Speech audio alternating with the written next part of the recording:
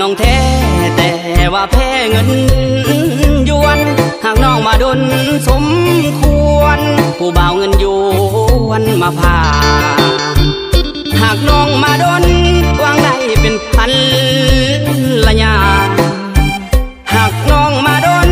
วางได้เป็นพันละยาผู้บ่าวเงินยวนนี่นะเข้ามาตาหน้าสิหักเฮาไปให้สุดเสียใจที่หากน้องมาดนหวังสิดำหน้าโนนขุดก้นโพนลงให้ปลูกวิกปลูกคือม่วนเอาเรือกับน้องสามวัยปลูกพริกปลูกคือม่วนเอาเรือกับน้องสามวัยปลูกหมากโมหมากแตงลายแล้วเอาไปขายนำกัน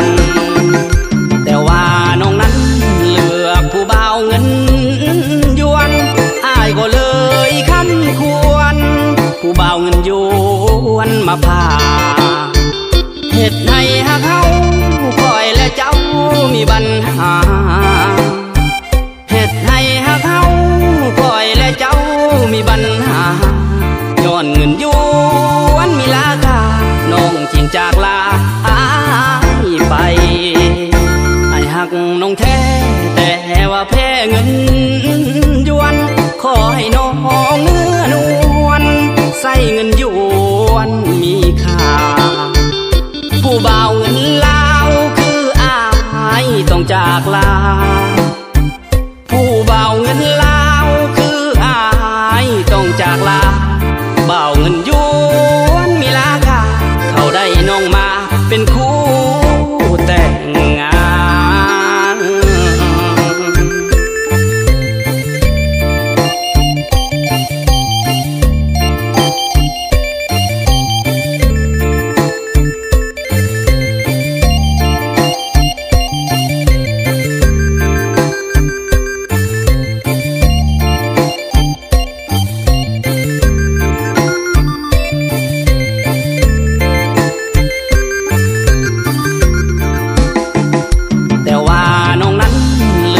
ผู้บ่าวเงิน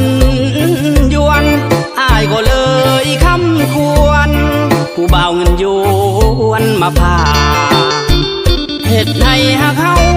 คอยและเจ้ามีปัญหาเหตุให้หักเฮาคอยและเจ้ามีปัญหาย้อนเงินยวนมีราคา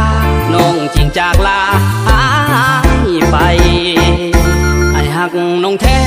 แต่ว่าแพ้เงินยวนขอให้น้องเนื้อนวลใส่เงินยวนมีค่าผู้บ่าวเงินลาวคืออ้ายต้องจากลา